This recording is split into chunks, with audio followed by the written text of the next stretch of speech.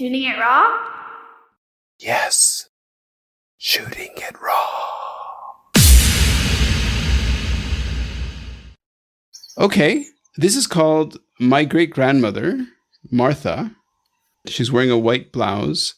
Her hair is kind of short. She's wearing wire frame glasses. Her eyesight, her gaze is just off center of the camera, of the photographer. But it looks like one of these images where she had to sit very still because it's a long exposure. Slightly, it's like a black and white shot, kind of slightly sepia, but it says Martha Madison at the bottom, like a label almost, which is kind of strange for a portrait. So what is this story? My mother put that label in because it was in the box that I described, family memorabilia. So my mother was just identifying. Okay. Yeah, some of the pictures. Some of the times she put it on the back, sometimes she put it on the front. This time she got it on the front. But Martha was a woman who suffered a lot, but who actually used that pain as a strength. Mm-hmm. So Martha was born a slave. This picture was taken around the turn of the century. Okay. And she had a total of 10 children. Wow. But lost 5. Mm. They died, of different. 1 drowned, 2 died from whooping cough, and I don't remember exactly who right now how the other 3 died. But with each loss, she suffered a lot. Mm-hmm. Of course. But she had 5 other children that she wanted that she raised, and she wanted them to have an education because her children would have been the first generation born free, and she wanted them to have the benefits of freedom. An important component of that would have been education. So she scrubbed floors. She worked in homes, she worked in buildings on her knees, scrubbing floors to make money so that her children, especially her daughters, would not have to do the same. Mm.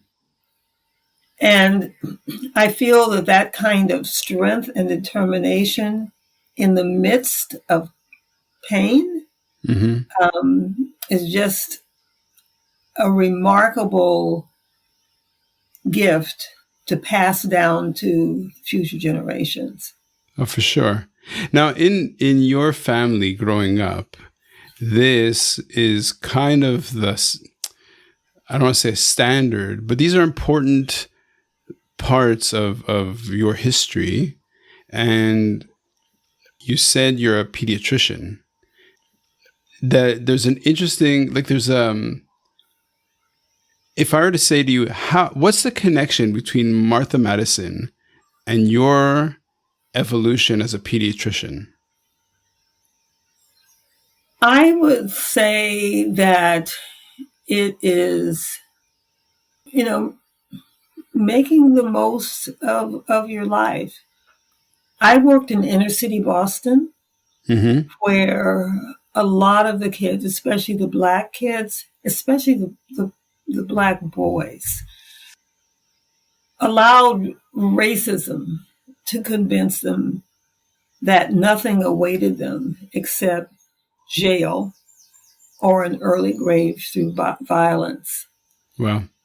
And as a pediatrician, I was able to draw on lessons I had learned from Martha through my mother. Right. To help these young people see that their lives are valuable. That they should have hope. Yep. And this lack of hope was, really, really heartbreaking. Mm-hmm. So, just as their ancestors had been told they were nothing more than property, my patients had been told they didn't have a future, or they had become convinced that they didn't have a future. I called up Martha, to help me work with these young people to see that they have value, they have futures. Mm-hmm. Okay, so can you draw? So you said you have an 11-year-old grandson or granddaughter? Granddaughter. I have a grandson who just turned 13, just Okay. became a teenager.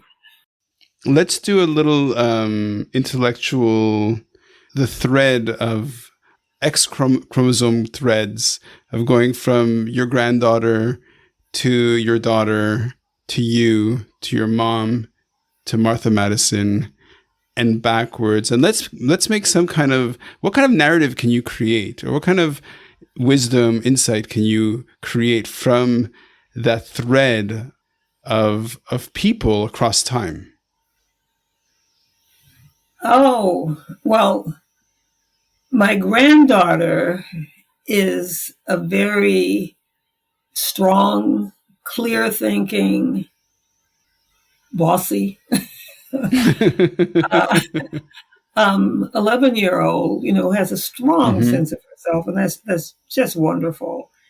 And you know, it's that strength that's the thread, especially among the women who came before us.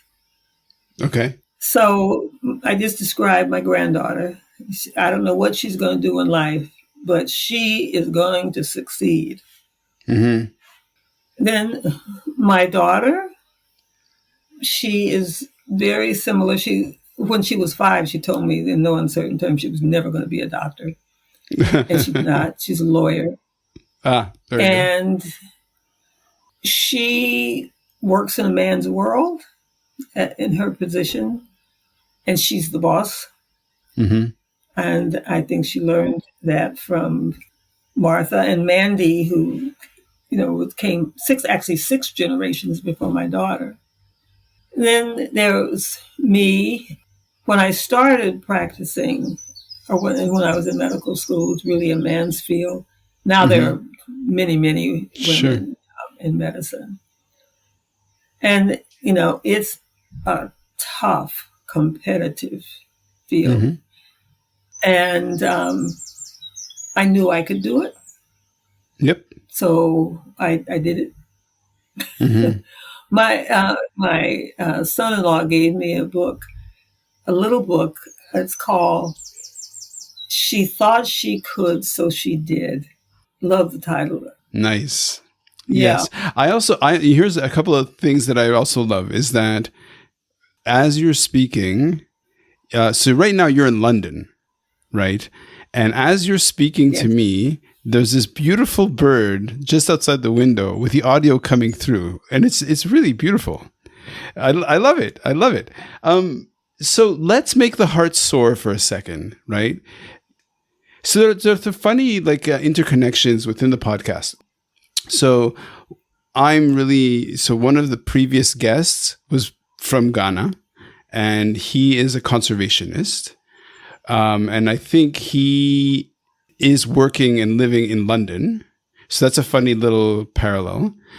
Another important guest on the podcast is my sister, who's a pediatrician in Savannah, Georgia. And Savannah has a real intense history in terms of slavery and in terms of the evolution of coming to terms with America's history. And then you, as your personal motivation, are a pediatrician, a practicing pediatrician. You're like, try, and I know writing, right? Like I come from the world of writing.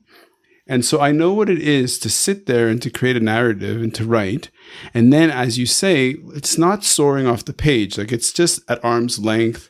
It's not connected with who you are. And so one way of realizing and maturing as a writer was you said, well, I'm going to retrace these steps.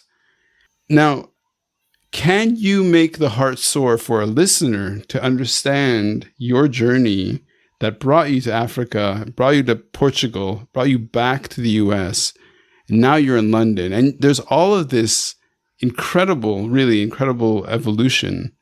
So how about you take it from there and make a comment on what you've seen and what's changed in the past 60, 80 years? The last 60 or 80 or... Sure. However you... Or 200. I mean... Whatever you like. Whatever you like. Whatever you think is best. Well, you ask hard questions. We're just talking. And that actually isn't a question. That's a challenge, because my 5 greats grandmother was enslaved, and when she, 7 days after she was born, she was given a name that we know endowed her with belief in herself. Okay. And we know this because we can see it in how her descendants have lived their lives. Mm-hmm. And maybe we could get back to that with a later slide. I think it's actually the third one. Well, you know what? Since you said it's the third one, it's a perfect segue to the next photo. Easy.